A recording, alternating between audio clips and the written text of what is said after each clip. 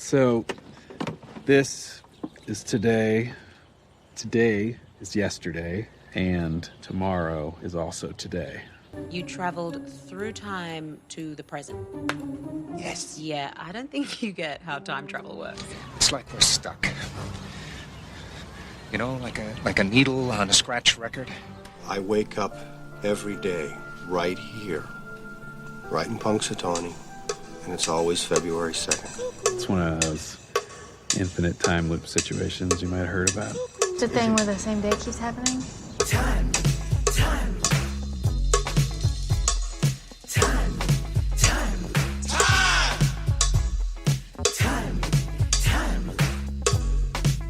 Slow down! What are you, in a damn time loop or something?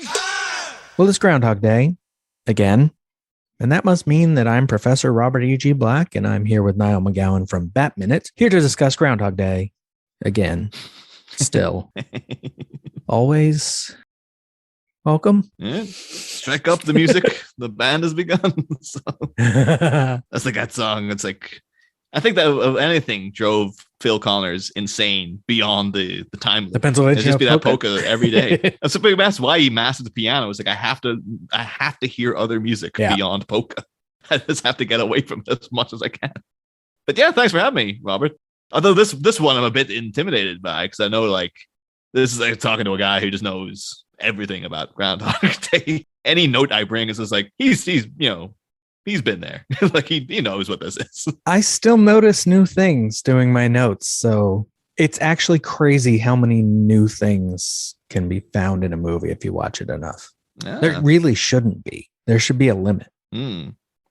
Is your presentation more of a like it's a literal? You're literally translating notes from your blog, or is this like no, this is a companion piece? If you want more, it's becoming more of a companion piece. Originally, I figured I'd just like recompile parts of blog entries and put them in, and I still quote them occasionally. So far, I mean, it's only a minute 11, but mostly I don't need to. Like basic stuff I know, and then if something new is there, I'd rather talk about that. Yeah. Again, of course, you've seen this. Like, what's the running total currently of how many viewings are you on? Somewhere above 450. I don't know the exact number because I don't know how often I watched it between 93 and 2013. God damn, that is like I'm kind of like I'm at a crossroads of that's impressive or that's just insane. It's both. Insanity can be impressive. You do it right. Yeah. Just like these shows. How many episodes of Bat Minute have you done? That's insane too. Yeah, that is always a thing. It's the times too I actually think about it. And like, oh, we talked about those movies for like, is it 200 episodes? Like, no, it's probably like five. It's closer to 500 episodes now. You're like, holy crap. And your episodes are a lot longer than mine on average. Yeah. You two are talkers. That is our blessing. That is our curse. Yeah. I'm telling my wife, I'm like, yeah, I'm recording at 1 today. She's like, when will you be done? I'm like, I don't know. It's Niall. It could be a day. Although Ex Machina was the one I had the fewest notes on. Oh, okay. So the good thing is with you is like it's interesting stuff you have to say. You just take a lot of words to say it, and that's okay. It's not like you're going to just ramble and I have to edit it all out. That would suck. That's just the university student in me still just like, Troy, you gotta meet those word counts. So just ramble. From now on, each episode is 1,000 words. Each guest gets 1,000. So I think Groundhog Day is a good film. Don't say movie. Don't say Groundhog Day. It's in the title. Skip that. Oh, yeah. I think the film is good. There you go. We cut it way down. Cut that sentence in half right there. Dude, that's what I should be doing for this show is each minute needs to be just me doing the same description until I get it right. Like, how do you perfectly describe minute 11? So not to skip too far into the minute, though, because we do have like a nice little bit of fill at the beginning here. But like I noticed because you sent on, I don't want to mess up your structure. So you sent on the time loop of the week. The thing you're going to talk about. Yeah. Can you talk about that first? Well, if you want, because it was more like, because this is the first minute where we see, I don't know if it was officially just called like old man in the credits, but I got to call him Pops. Like it's just, it's what Bill calls him. And in the script, he is old Jensen, also old man occasionally. It's inconsistent. And in the original script, he doesn't have a name. And in one of the versions of the script, I could not find it. There was a typo where it suggests it said like, oh, really? And I always called him O'Reilly in my blog. Oh, really? Like that's what I named him. I had to name characters that didn't have names. It made it easier to talk about them. Yeah. So I just always think of Pops. Yeah. And this makes me think of Pops Freshenmeyer, which is like a Simpsons deep cut joke as well. Because I'm trying to identify who could have impersonated Pop and Fresh. Like, oh, it's either Pops Freshenmeyer or Homer Simpson. Most of life is just junk, right? It's filler. And then there's these moments when all the randomness turns into something perfect. It's like life's dropping all the bullshit just for a second to show us how amazing it could be all the time if it wanted to. I don't know. I think maybe we're supposed to become like better people. Though I honestly don't even know how that could be possible. Ever think about it? We must miss so many of them. All those tiny perfect things are just poof, gone, lost forever. But not today. That is a disturbingly inspirational idea, Mark. It's a perfect day. I couldn't have planned a day like this. Well, you can. It just takes an awful lot of work. Time. The last revision is what counts, apparently. What if we found them all? All the perfect things in this one town, in this one day. We could collect them. That was unpleasant for all concerned. Anyway, back to the checks. Stop everything! I don't remember writing a check for bowling. The memo says to my pal, Pop and Fresh. Oh yes, that greedy, grasping glob of chemicals. Probably one of your ether-induced hallucinations, sir. I'll check the employee files to see who could pull off such an impersonation. Now, it was either Pops Freshenmeyer or Homer Simpson. Simpson, eh? Let's shut down this bowling scam right now. That short movie you brought up, like, does that have an official? I thought it was Exit Strategy. Yeah. I think it was called. Exit Strategy. Yeah, because I was excited when you sent it on. It was like an Omeletto. I was like, oh, I'm subscribed to Omeletto as well. But they don't give you the title. The title comes at the end because there's like one with Milana Weintraub where she's like, it's during Passover and her vibrator is going, but she can't. It's like a Jewish tradition to not handle electronics or something. Oh, so she can't go turn it off? Yeah, so she has to like run down the street and find a guy to come back to her house to turn off her vibrator before her parents and the whole family knows what's happening and stuff. I can't remember what the movie's called because it's like described like Omeletto, a young woman is in crisis or something like that. Yeah, their YouTube titles are weird. It's their station name, a description, and then the title of the film at the end of the description, which means you don't initially see the title of the movie. Yeah. But yeah, so I took it to be because this is the first minute of Pops, Pops Freshenmeyer, that you chose that movie deliberately because it kind of ties into what Phil ultimately learns from that character. Yeah. You can't, as the guy says at the end, you can't exit the maze. Yeah. That's what he says in Exit Strategy is no matter what he does. Well, I'll tell the listeners. Exit Strategy is about a guy in a time loop that is insisting that his brother, who's a firefighter, go out to help him stop a fire.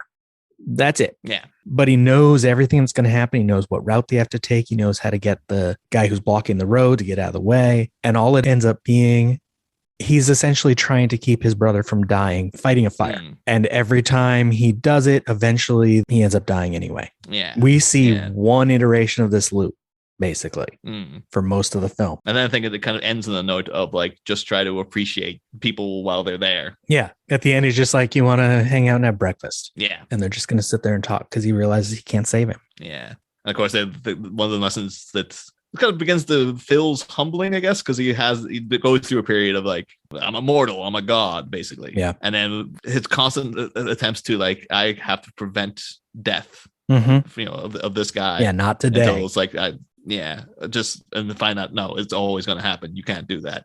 Like then you start realizing, no, but it starts to shift him towards more being like, just make other people who are going to live lives better rather than focusing all your attention on trying to prevent the death, like the inevitable death of this one dude.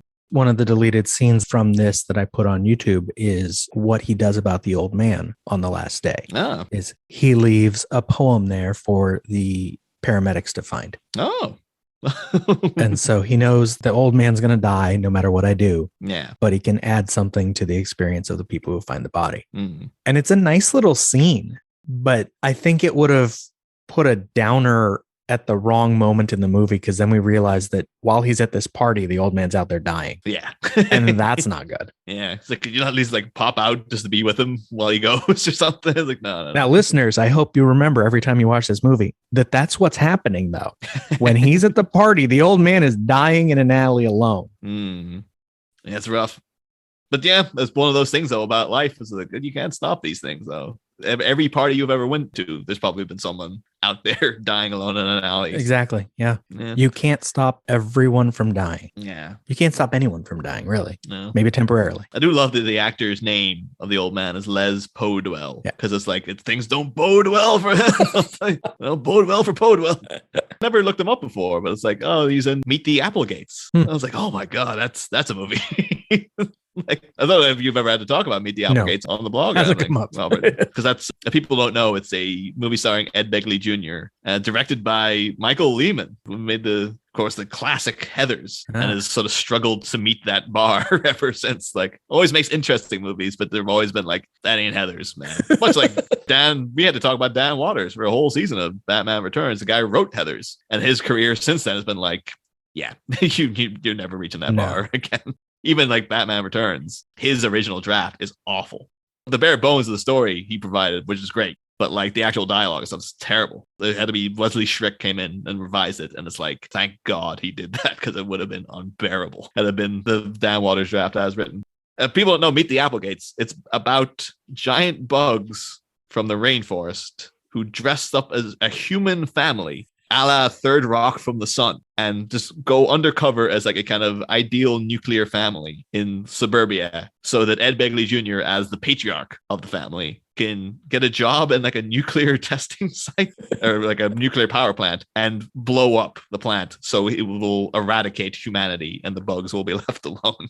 And that's an odd pitch. Yeah. And it's a weird movie. I think I saw that movie once when it came out. Oh, God. And I haven't seen it since. You're describing it. I'm like, oh, yeah. Wow. I forgot how bizarre that is. Oh, there's demented, weird sex scenes where like the daughter's eyes literally bug out and stuff because she's a giant bug.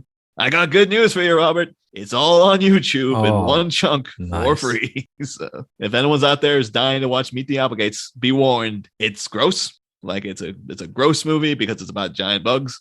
There's a lot of goop. But yeah, Pops Freshemeyer, O'Reilly is Les Podwell is in that film. So I was excited to see that.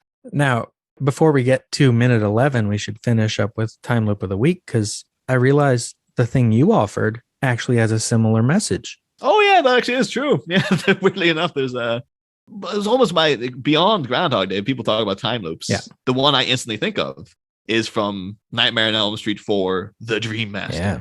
I have a massive affection for the Nightmare on Elm Street series, even as bad as some of them get. Oh yeah, it has horrible problems, but overall they still work. I think it's because there's always such a great bit of creativity to them. They have to be. You know, it never gets into like, well, you know, Robert, the Halloween movies, like when they get into like, oh, Michael just kills someone with an axe or whatever, and that's kind of okay, I guess.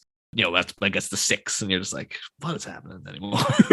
but Freddy, even in the worst Freddy movies, it's like, no, it's always like, you know, him killing people via the Nintendo Power Glove. Exactly. It's ridiculous, but it's imaginative. And I think, yeah, Elm Street 4 is like really underrated. I think it was very successful. I think it was actually reviewed quite well at the time. Mm-hmm. But it's like, it's the one where you start to notice the formula kicking in. Like it's basically a remake of the first movie. it's like, oh, you know, Freddy comes and there's a fucking bunch of teenagers. But yeah, every kill is great. Yep. And one of them is particularly creative, and it's interspersed with a time loop, wherein the main characters are rushing to save their friend. Yep. And it has a scene of Alice, the lead, running around a corner to, you know, the love interest. And then like, we got to go right now, hop in the car, zoom off, cut back to the murder. Yeah. And then it cuts back to Alice and them, but it's her coming around the corner again.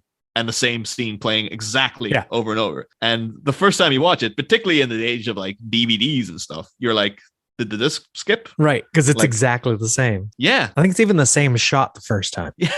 And it starts getting to a point of like, she runs up to the house to save her friend, and then they cut it perfectly to like her going in the door and then just coming around the same corner and just showing you the scene over again. Right. And you are kind of like, is there a problem with is the file skipping? Like, what, you know, when I first saw it, I was like, what? Oh, this must be a mistake or something.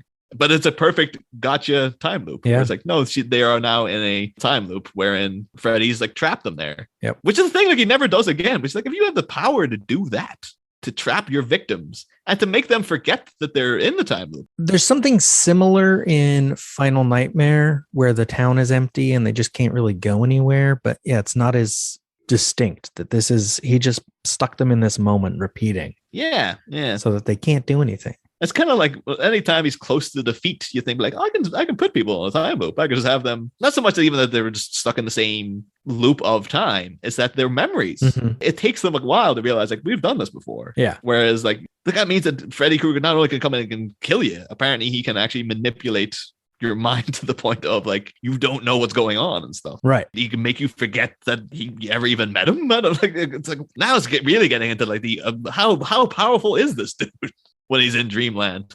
But yeah, I really, really love that as a time because I just remember how clever it was. And I've just been like, I had low I kind of grew up with the Elm Street movies, but it was like a forbidden fruit. Yep. Whereas my brother was really into them, but I was told by my parents, you're not allowed to watch them. And yeah. So I'd always see little snippets here and there. But that was in my teen years by the time I actually got to sit down and watch, them all. I saw the beginning of the first one at a drive-in. And I say beginning because my mother did not approve and we left. Oh, wow.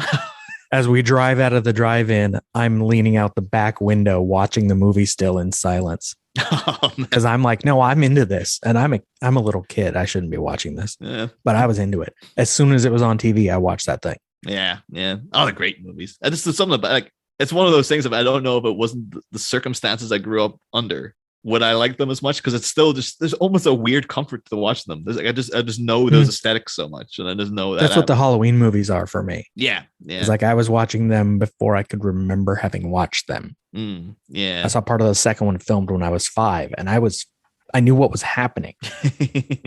I'm like, wait, I'd already seen the first one from like the whole thing. I knew these. What is? This is why I'm a podcaster about movies because I was damaged early. At least I've got the benefit though. It's like they're not currently defiling Nightmare on Elm Street, but like that Halloween Kills. Oof. Like I'm still like maybe as part of a greater whole when this third one comes, maybe it'll all make sense. But like I don't know. No. It just feels like the whole, not to get into any too much of a tangent, but like, I enjoyed the first one, like the Halloween 2018 or whatever it's called. I liked parts of that one, but overall, I thought I feel like. Listeners can go find this on Michael Myers Minute. I reviewed both 2018 and the new one. And my Halloween Kills one, I'm like, the title is like, these two guys fundamentally misunderstand Halloween. Like, they're the ones you gave the franchise to, and they don't know who Michael Myers is. Yeah. Yeah. Because they're writing a Jason Voorhees film, which is okay, but you have to set that one up differently. It's just such a weird thing where it has a kind of slightly snobby vibe of like we're dismissing all those sequels. They were bad. And then you're treating Michael Myers as if he's the guy who was in those sequels, though, where he was this unstoppable killing machine. It's like that first movie, he kills like 3 people or something. Like it's a guy. Like he is a living embodiment of evil and all that stuff as well. But it's like I don't know if the town would be this gripped in fear. And then it feels like Halloween Kills is just like they realize that it's like, oh, we have to have him kill like everybody. 50 people. The town. So yeah, so it amps the tension. It's like, so you've just basically remade like all those sequels within one movie. Yeah. Because this one is as equally ridiculous as all the rest of those. Like, yeah, you can't erase all the sequels and then reference all the sequels. Yeah. Yeah. But anyway, because that's like a time loop. Exactly. Segue. Yeah. Perfect. Tying into what about the Meet the Applegates connection in that Nightmare on Elm Street, the kill that it keeps cutting back to, probably one of the best in the whole series. Like one of my favorites. They have one of the one-dimensional teenage characters that inhabit Elm Street. Yeah. Well, what we know about her is that she's tough, she likes to work out, and she hates bugs. And so, of course, Freddy's way of killing her is that while she's working out, he comes and spots her while she's like lifting weights. Yeah. Holds the weights down so her arms actually snap back. Which he couldn't have done if her form weren't so awful. That's why she needed a spotter, I guess. Yeah. But and then out of her dangling, dislocated arms come giant insect arms, and she begins to turn into a giant bug, runs down a corridor, realizes then there's glue on the floor, and she's actually in a giant roach motel. Yeah. And she falls down. And it's really gruesome of her. Like her face is totally covered in glue and stuff. And she tries to pull off all her skin comes off, and she's just a giant cockroach or a grasshopper or whatever she is, just some kind of bug. And you realize, like, she's now become a bug in a roach trap, and it just has Freddy holding it and smushes it, and then all this goo comes out, and it's pretty gross. But it's a great kill, and it's just like, this is why these Elm Street movies are so good, because like Jason would never do that. Even the worst of them. No, he might push your weight down so your arms break, but then he just move on to the next person. Yeah, that would be it. Even like the worst of them is like, potentially it's like Elm Street 5, and even that's got like the freaking comic book death and stuff. It's just like, they really, really push the boat out for those movies. So that's why I'm like, oh yeah, I'm in for all of them. But yeah, that was my time loop of the week, would be that the Nightmare on Elm Street 4, The Dream Master. Yeah, I highly just recommend people watch that movie. And I think you would need to have seen Dream Warriors, the third one, to kind of, because it does would help. Yeah, it does have a direct continuation. And to understand a lot of Dream Warriors, you would have to have seen the first movie as well. But you can skip the second one if you like, though. Yeah. Oh, the second movie, I actually really enjoy the second movie as well. I like what the second movie was trying, but when I watch it this is now Nightmare on Elm Street minute. When I watch it in context of the other movies, the big fundamental flaw with that main character bugs me is that his parents didn't kill Freddy. Yeah. Why does Freddy care? And it's like, Freddy wants to be him. I'm like, why does Freddy want to be him? He sucks. It's some weird coming out metaphor, which cool. Put that in a horror film. But as a Nightmare on Elm Street film, I'm just like, there's something wrong. And I don't. It does. It very much feels like this was a script for another horror movie. Yeah. So then when we just like, we can make this. They're like, we need a sequel, but we need something different. Okay, grab this off the shelf. And just track and replace every time you've written like The Ghoul or whatever, and replace it with Freddy Krueger. Yeah, it's not as bad as like the Hellraiser franchise, where they literally did that. I think multiple times. Just grabbed other scripts and put Cenobites in there. Yeah. I was like, you go skip the minute 70, and then the Cenobites show up for like a scene. One of them, it's like really obvious because the main plot is investigating a murder, which has nothing to do with any of it. And then just the dead guy had a box. It's like, why? Yeah. It's like, it'll make money. I'm like, no, it won't. It sucks. That's the real thing. So like, you think any of these Hellraiser sequels are making money? I mean, back in the 90s, you'd get away with that. Yeah. I think even after the third one, you're kind of pushing it. Now that you make a new one like that, it's going straight to Shudder, and you hope, people are going to watch it. They're going to go to a convention about it, but they're not going to like it. Yeah. But Groundhog Day. All of these are time loops, so it all works. The time loop of the week is essentially horror films. Yeah. But I do love because Phil Connors himself is essentially stuck in, and it's kind of like all his dialogue, everything in this minute though is just like, the ironing is delicious, where it's like chances of checkout today 100%. Yeah, and you watch it now going, I know, Phil ain't gonna happen. Well, actually, to be fair to him, will happen eventually, and I guess it still is technically that day, so he is correct. No, he checks out tomorrow. Eventually he'll check out, but it'll be tomorrow morning. Well, there you go. After the whole loop is over. Yeah. In the script, of course, in the third revision, he doesn't say chance of departure 100%. He says, unfortunately, yes, which isn't as good. Is that a bit of a Bill Murray embellishments? Probably they wanted something more on the nose. Yeah. It's probably more of a Harold Ramis thing, actually. He loves humor that is a bit obvious. Humor that's obvious. That's the worst. And the other thing here as we get out of Cherry Street is we see Ned he's in the middle of the street, which I always found hilarious. But in the script, the first time we meet Ned, Phil punches him because the time loop's already underway. We had, sorry, Danny, but you know this, a horribly written voiceover that over explains every bit of it. It's a very in talking about Ned like in the street, it reminds me really of I know it's not the reference they're going for, but it reminds me of Psycho with Marion Crane's boss crossing the street and that kind of like sudden turn into the car, which of course ends in freaking Pulp Fiction as well. Tarantino does directly reference Psycho, but it is very strange that he's just like walking down the face of his way, just head turns like it's almost like he senses his aura or something. He's not even crossing it in like a crosswalk. He's crossing diagonally. He's a strange person. And then Stephen Tobolowsky goes all in with like not blinking and enunciating too much. Love Tobolowsky in everything, but like yeah, this is the role probably he will take to his, like when he dies, they'll mention this. Like, Fortunately, he seems okay with that. Yeah, like yeah. he still likes this movie and this role. To be fair, it's not as prolific freaking actors in the world. Like he really feels like if you got a role that you need filled. He does a lot of TV though. Mm. I was just casually looking him up and realized he's on a show right now recurring. Like I knew he was on One Day at a Time. Oh. I knew he was on that because I watched One Day at a Time. Mm. But he also has had a recurring role on some show called The Loud House. Oh, yeah, I know The Loud House. Man, Loud House is a cartoon. Okay. My niece used to watch it. Well, actually, my nephew more. Oh, yeah, to say voice of Principal Huggins. Yeah, it's actually pretty good. The episodes themselves. He's on Archer. I know what that is, but I don't watch it. Yeah. Apparently has a recurring role still on the Goldbergs, which I didn't know. I mean, yeah, they've had the guys getting to work. Yeah. I don't know if it's maybe TV acting. Just like it's not, he's like, oh, I can't retire. I have to keep working because I'm not made enough to safely retire yet. But He just doesn't get enough residuals for Groundhog Day. Yeah. The guy, ironically, would be like, oh, every time it's repeated, I still don't get enough through those repeats, I guess. He didn't buy enough insurance on it. Yeah.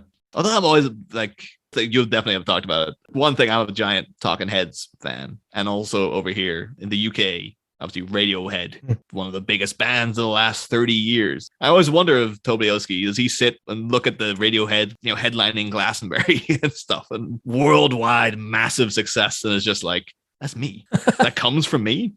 People aren't aware. Like the story is that the movie True Stories, David Byrne movie, he was making a thing based on sort of random stories that he had heard throughout, the world and stuff like that, through newspapers, things like this. And he was going to work on it with tobolowsky in the script stages. He was going to write it with him, which still strikes me as a very odd, like all the people. Why is Stephen Tobolowsky and stuff? Well, he is a writer. Yeah. He writes short stories. But yeah, eventually though, as they were talking about things, tobolowsky talked about the fact that he's kind of slightly psychic, basically. Like you can tune in to like little bits and bobs and like you can kind of hear things that aren't there and stuff like that. And he always would describe it as like, it's like tuning in a radio. Huh. And, you could sit and do it as a parlor trick. He'd be like, sit down and be able to tell you, like, speak to the beyond and all this kind of stuff. He was he'd be getting messages from here, there, and everywhere, and all this kind of stuff. And eventually said he just doesn't want to do, he kind of shut it off. He doesn't like doing it anymore. But as he told David Byrne about it, he's just like, oh, it kind of tuned in to my head like a radio. And David Byrne was like, oh, okay, went away. Didn't have tobolowsky write True Stories with him. But then he wrote a Talking Head song called Radiohead, which was based on that story that Stephen Tobolowsky told him. Nice. And then the band Radiohead took their name from that Talking Head song. So yeah, Ned Ryerson is the Rosetta Stone, I guess, of the cornerstone more of the band Radiohead. It's like, that's not going to be reported on his death. That'll be the thing. I'll be out there, man. The people know this. This is incredible to me. But it's like the inspiration of Radiohead died today. You might know him as like Ned Ryerson. Yeah.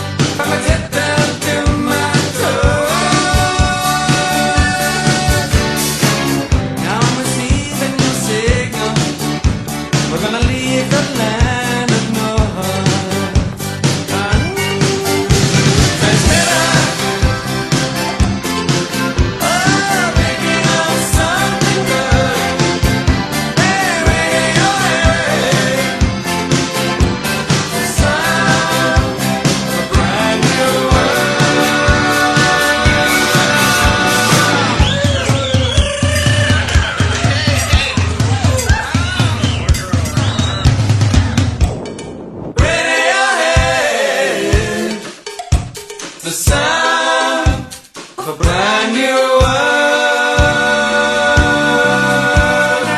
You and I have no secrets. Now, baby, let me read your mind. I hear everything you're thinking. You can tell me what you find.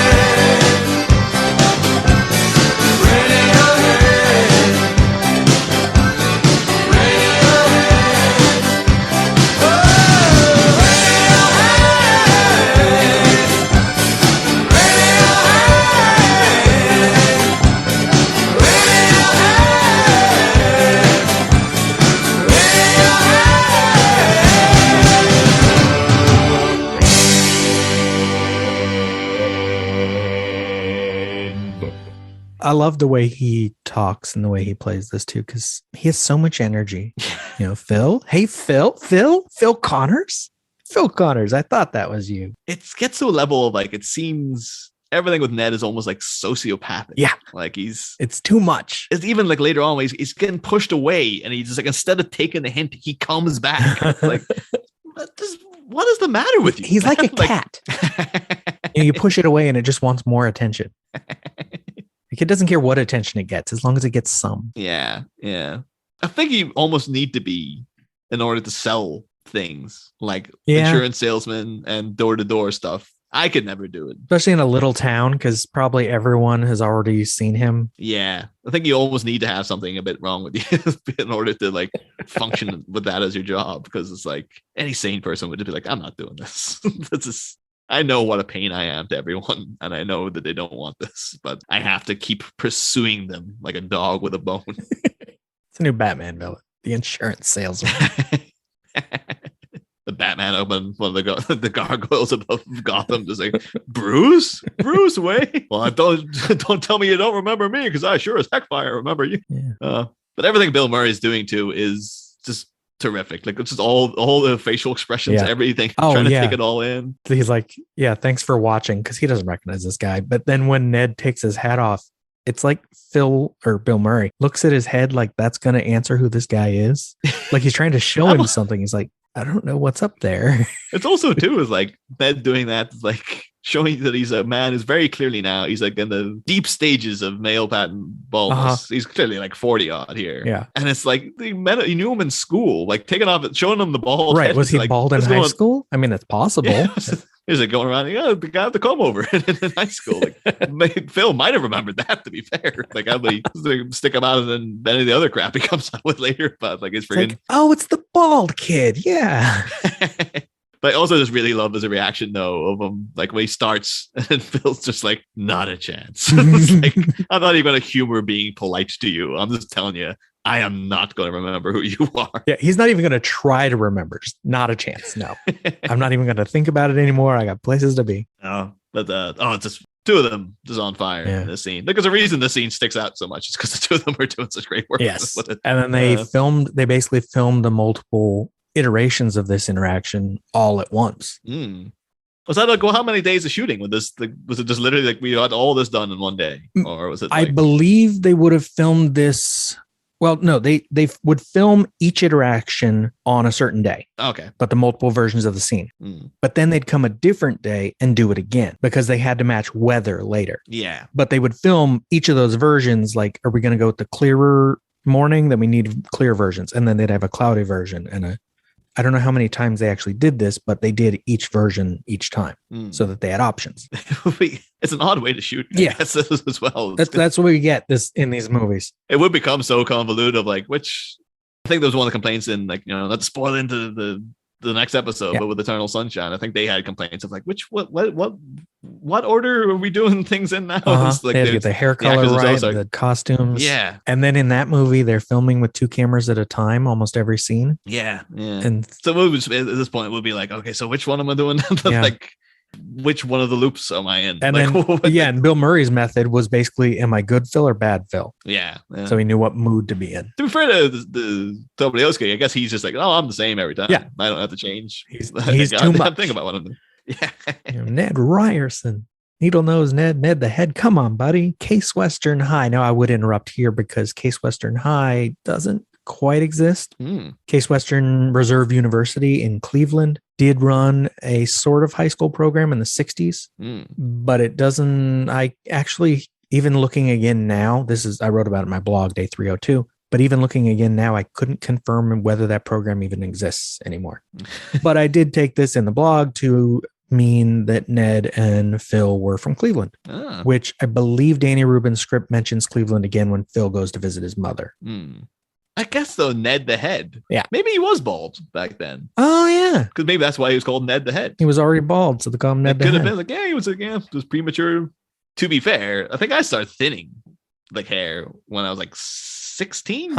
Wasn't Stephen Tobolowsky level bald, but like it hit some people. So that could have been maybe he went from in his early years he was Needle Nose Ned, and then the hair went, and then he became Ned the Head. So and then he had to like keep focus away from his head, and that's why he did the whistling belly button trick for the talent shows, like keep people not looking at the head. Ooh, keep it down low. I have to look up what those, because I was like, what is that? Now here, I got to show you something really quick. It's not Stephen Tobolowsky doing that, though.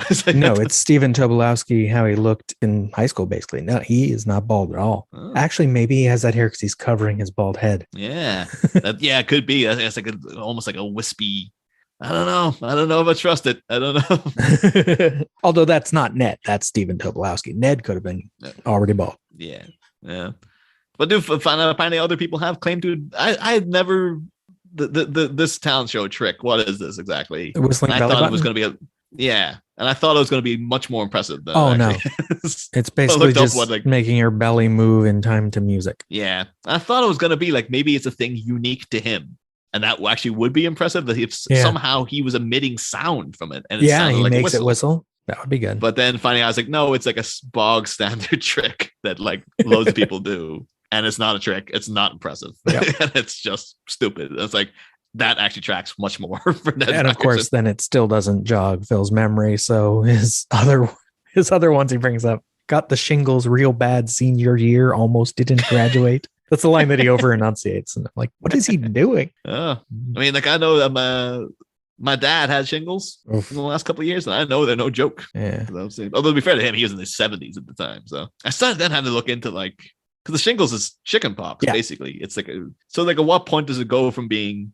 chicken pox to being the shingles? Because you think in senior year of high school, it would still be called chicken pox. But I think it's that you will have had chicken pox. You've had chicken pox as a kid, and then it comes back. Yeah. So I wonder if he had like in elementary school, got chicken pox senior year real bad, almost didn't get into high school.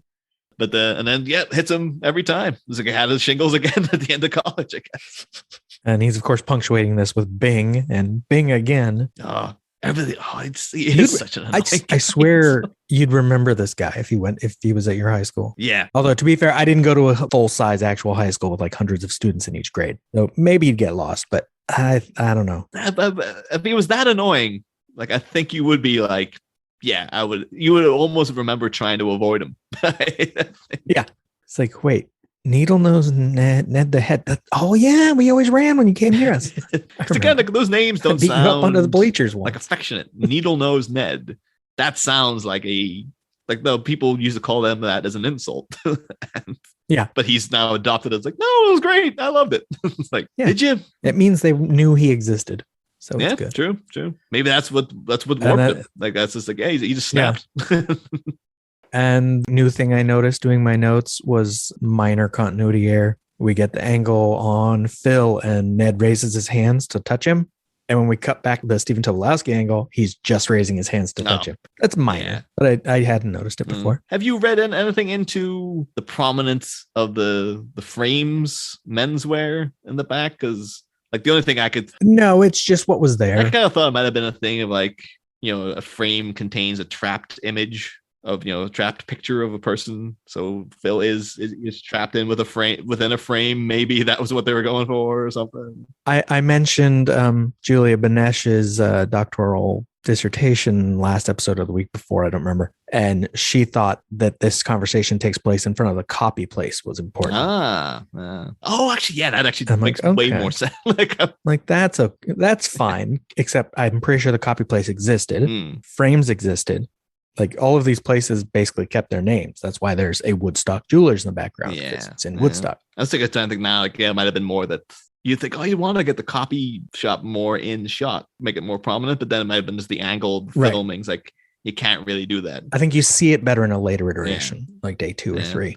The weird thing I saw, I think it's frames in the background. Above its sign, it looks like they covered up part of the sign with like paper squares or something. It looks very temporary, whatever is going on up there. And I'm like, what did the sign say? But it's not frames anymore, so I don't know. That was Ned's insurance company, but it's now gone into liquidation. So he just hangs around out front in case anyone came looking for him. Actually, in the script, we do learn where Ned's office is, and it would sort of be in the Pennsylvania hotel or right next to it, because he sees Phil flying when he jumps off the roof. He flies past his window in the script, so his office is over there. Then they try to follow him. I don't know down. where he's going right now. Like, Phil, like in your dying breath of seeing Ned Ryerson coming after you. You're going to need some insurance. So the last bit of this minute is then he goes with a more personal reminder is that it cuts off mid-sentence, but I dated your sister, Mary Pat, a couple times. He dated Phil's sister. And Phil doesn't have a clue who this guy is. Again, to be fair, burying the lead, though. I think that's the much more memorable thing. Is like, I dated your sister for a while. Yeah. Come on, man. I think I wrote in my blog once, I'm like, maybe Mary Pat just really got around. Yeah. And so Phil doesn't know any of her boyfriends because there were so many. Yeah. She clearly didn't have, I'm not sure Ned was a winner at the time. Well, that's the thing. So, do we know what the age difference between Phil and his sister is? Is she older? Is she younger? Or no, I believe this is the only reference to her, even in the original script. I would assume, because I can't imagine like a senior girl going out with like a younger Ned Ryerson, and like something's gone drastically wrong. Like maybe it was like maybe that was the allure he had, was she's younger and he's the older guy.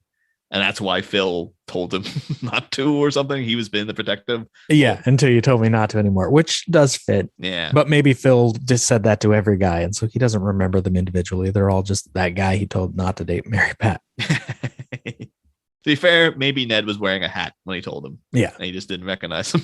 It's like, you should change it to Ned the Hat. So we can remember this stuff. Yeah. Any other notes on this minute or Groundhog Day? No. I think that's, Groundhog Day, great movie. You don't need me to pitch it to people. Like, it's one of those ones like everyone knows is good. Yeah, or they're too young to have seen it yet. But we'll say, though, that exit strategy movie, hadn't seen that prior. I enjoyed it very much. Yeah. So, yeah, I think that's a good one to recommend. And Nightmare on Elm Street series. Yep. It's got some problems, but it's entertaining. Even at his worst. I think I was one of the ones that's like, I thought you could skip the sixth one. It's like, no, the sixth one's so weird as well. Like, it's awful, but it's also fascinating too. Like, it's. And then you get Wes Craven's New Nightmare comes after it, which kind of rewrites it into reality. Yeah. Quote unquote. New Nightmare is just that's just a great, like, it's so weird because, like, Scream felt so fresh. Mm-hmm. It's like, but you realize, like, oh, Wes Craven's been in this territory before. Like, he did it a few years earlier. Yeah. And then you see things now, like even like this, recent times, like the Matrix Resurrections. It's all the crazy meta stuff to do. And it's like, that's all Wes Craven's New Nightmare, man. It's been done. It's been done a long time ago. But yeah, so that's the sweet bomb at the end after getting through 5 and 6. Yep. Where you're like, oh, New Nightmare's coming. No, it gets good again. Don't worry. Yep. And then the remake, just don't bother. This, like, I ain't. Yeah, the remake it should have been better. Yeah. Like all of its parts are good. The thing is, it has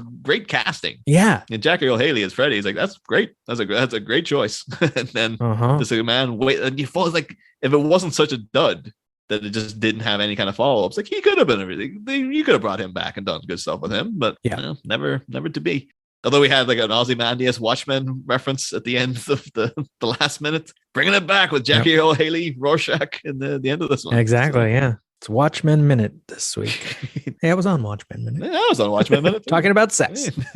Yeah, I was on there talking about beans, as I recall. Nice. And my abject hatred of them. So if they wanted to hear you talk about other things, I don't know, maybe you hate Batman and Robin?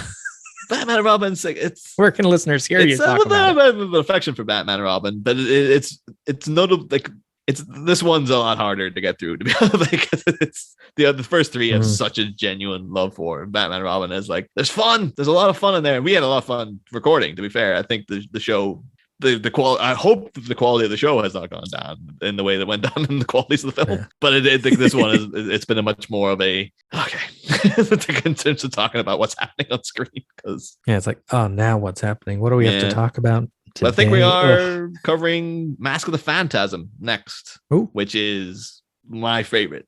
Much like getting to the Wes Craven's New Nightmares, like just get through the end of Batman and Robin, you get to talk about Mask of the Phantasm next.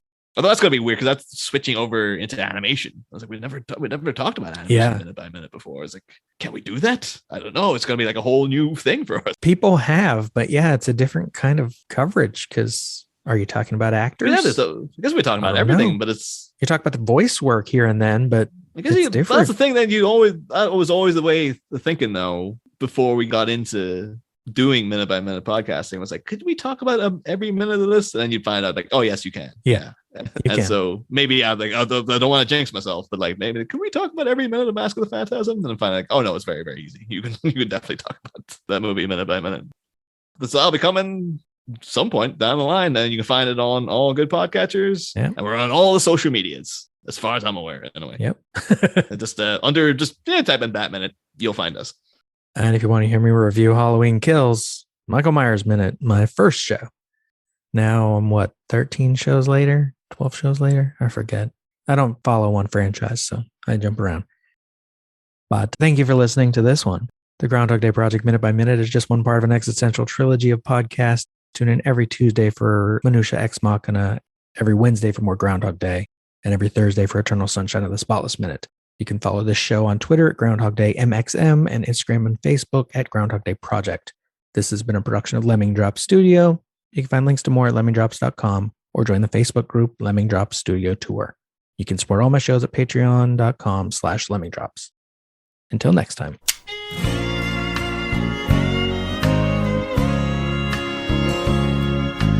First, I played the game by the rules from 1 to 10. Then you took me round again.